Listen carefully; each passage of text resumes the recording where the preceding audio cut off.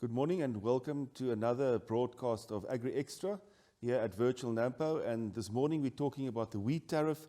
And with me in the studio are two senior economists from Grain SA, Luan van der Walt and Dirk Strydom. Welcome. We're going to do this one in English. So the good news is that the wheat tariff has been announced. And we all know that the wheat tariff is part of Grain SA's highly successful turnaround strategy for the wheat industry. But before we get to the announcement of the strategy, let's just talk about how was the tariff decided upon, because I suppose there was quite a bit of negotiation that took place between you guys and the state and all the other stakeholders, because there obviously were concerns about a tariff pushing up the price of a basic commodity like bread. So just give us a bit of background on how it all played out. Yeah, Chris, so when we started with the turnaround strategy, we've seen that the reason for the turnaround strategy was that we started to import more and more and become less self-sufficient in terms of local production. And South Africa had at that, or still at this point of stage, some of the best quality wheat in the world and in that instance. But there's a correlation between good quality and yield. So we needed to correct the whole system. So the better the quality, industry, the lower the yield. The lower the yield. And what happens is, if you look at the imports came in at a very competitive price, and that's because it came from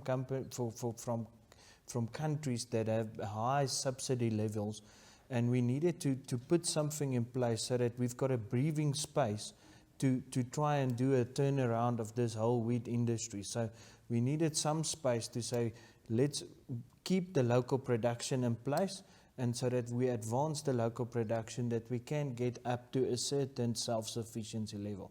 We're never going to go to a full self-sufficiency level, but to increase that. And the tariff helps with that breathing space so that we don't import a lot that's highly subsidized in that instance. And if you look at the climates the different countries produce at as well, it's vast differences in terms of it. So a question that we get a lot is, why don't we just import? And that's also a very big concern. The moment you open just up for imports, it means you're reliant on other countries as well. So we've seen a lot of the East Bloc countries where they some years just close their borders and say we're not going to export. Didn't we just see this now with COVID? Where countries just said, listen, we're keeping the food within our borders because we need to look after our own people. Yeah, and then what happens is then suddenly prices go skyrocket. And you don't want that in a system. Then especially if you've got skyrocketing prices and a declining currency, which you've got to pay for. That's the case. So the import tariff was there to protect the industry so that we can do a turnaround in this industry and to protect the industry against this highly subsidized imports.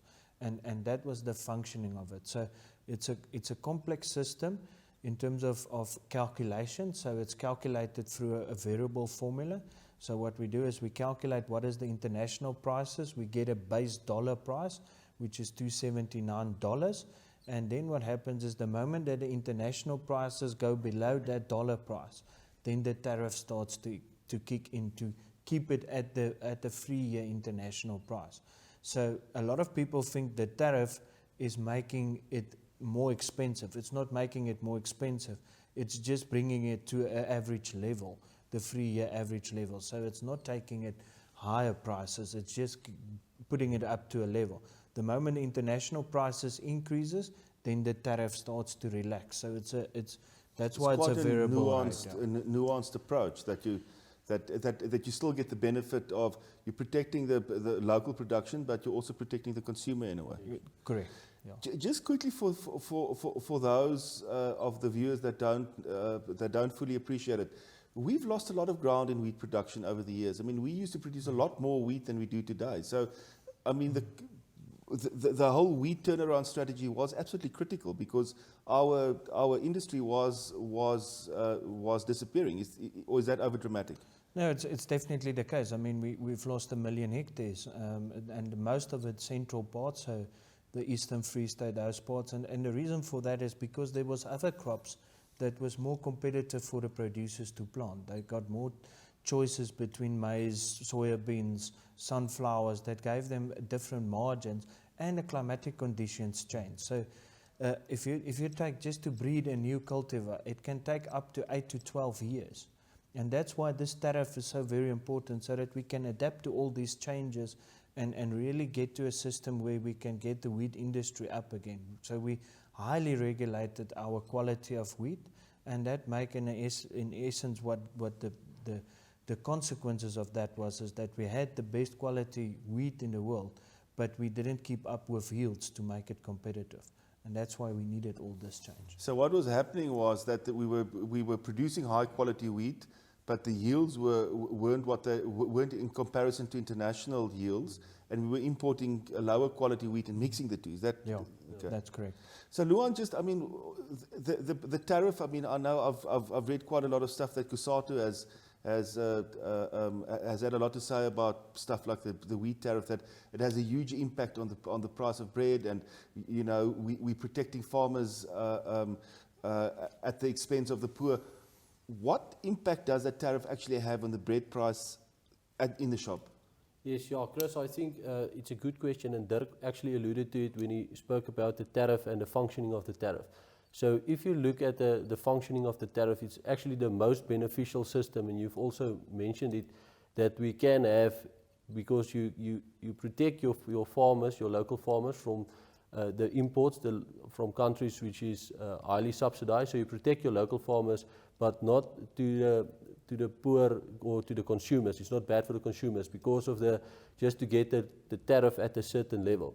So it's actually not increasing our local wheat prices, it's just keeping our local producers the price at the 3-year average price, which Dirk alluded to. And I think when you take that into consideration, it's quite clear that the tariff itself doesn't have an impact on the local wheat prices, and therefore not on the bread prices. If you look at the wheat price in the total bread price, it's actually a very small margin of the bread price, which is made up of the physical wheat. So therefore, the spillover effect from the wheat price to the bread price aren't that big when you get it on the shop shelf.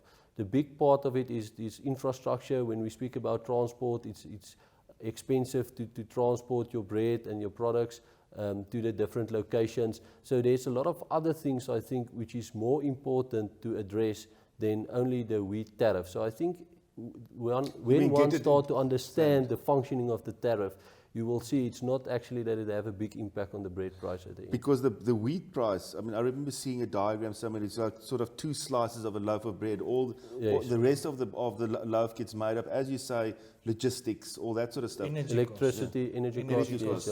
So basically, it's more important to sort out Eskom than it is to look at the wheat tariff. Yeah. So if you look at it, what Luan also alluded on is, Chris, that the modeling of the tariff is in such a way that it hinders super tax. So where if you've got a tariff that's based on a percentage, then what happens is you go into a super tax. So the more the prices, the bigger the tariff goes. This model is not like that. So in this model, it brings it up to a certain level, and then it actually stops it. To say, but that is the fair price level for producers. It doesn't go when it goes beyond that it goes into a super tax state. And that's why we say it just brings it to a price, and it stops there, and that's why it's not increasing wheat prices. It's adjusting it to the level where it was. So basically what the tariff is doing, it's not protecting the farmers, it's just leveling the playing fields. It's just leveling the playing fields. So we shouldn't even talk about protection of farmers. It's leveling the playing fields with the producers who are subsidized anyway. Yeah. So, and the tariff is calculated according to the subsidization as well. So you take the PSEs from the different countries, and that is built into the basis dollar price, that $279 price we talked about. They get it from that subsidy. So it's literally calculated on the subsidies that the most importing countries, so weighted average in terms of from which countries we import, it's calculated on that basis as well. So there's the subsidy is already worked into that price. Yeah. Okay, so the tariff should actually, if it was completely fair, even be higher. Yeah, it differs. It depends on where you're importing from, and that's determining it. So the dollar price, which is that level price that's calculated, take all those subsidies in consideration when they calculate that dollar price. And when the dollar price are calculated as well, there's economics models that someone like ITAC used to go and have a look, what is the impact on the consumer, what's the impact on the producer, so they balance the whole system. It's not just saying, all right, we want to help producers. They balance the system to say, is this a fair deal for the country to get it? And that's how they calculate it, given all this PSEs and subsidies and all that. So the PSEs is a producer support estimate in other countries. And that's what I bring in. So yeah, that's the functioning of it. It's just to bring it to the level it was before. It's absolutely. So, I mean, you guys are talking about, in the Free State, more profitable crops basically pushed out wheat. But you look at the Western Cape. I mean, as I understand it, I mean, you've got to plant wheat. I mean, it's winter rainfall. You've got no other choice. I mean, we've got canola, we've got a bit of medics, but I mean, it's never going to take the place of wheat. So, if we didn't have the tariff, I mean, what would the impact be on wheat farming, and in areas such as the Western Cape, where farmers have no other choice?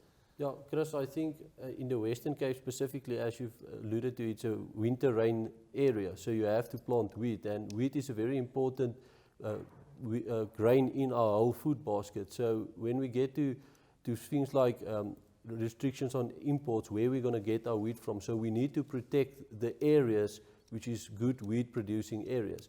So I think if we look at that, and we didn't have the tariff, and now the tariff is based on the US hard red winter wheat, which is the same quality than our local wheat. But we are mostly importing from the Black Sea region, Russia, the Czech Republic, so that is where we import from.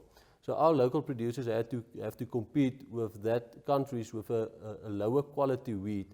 And if we get to a stage where we don't have that, at least the part that make up our price between the international reference price and the lower dollar international price currently, it would have had a more severe impact on our local farmers.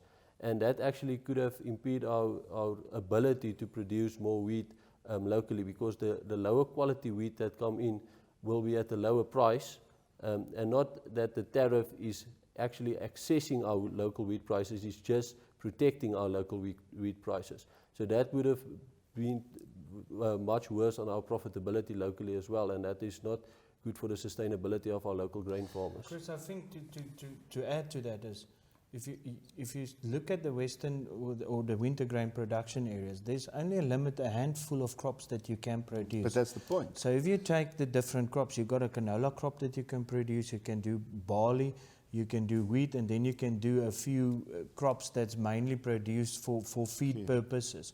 So if you take wheat out of the system, you can't really produce more barley, because it's a single buying system. It's a single buyer. All goes to the brewery. It's all going to the brewery. The same with the canola as well. It's a single system buying as well. So there's not, for those two crops, there's limited space in terms of expansion.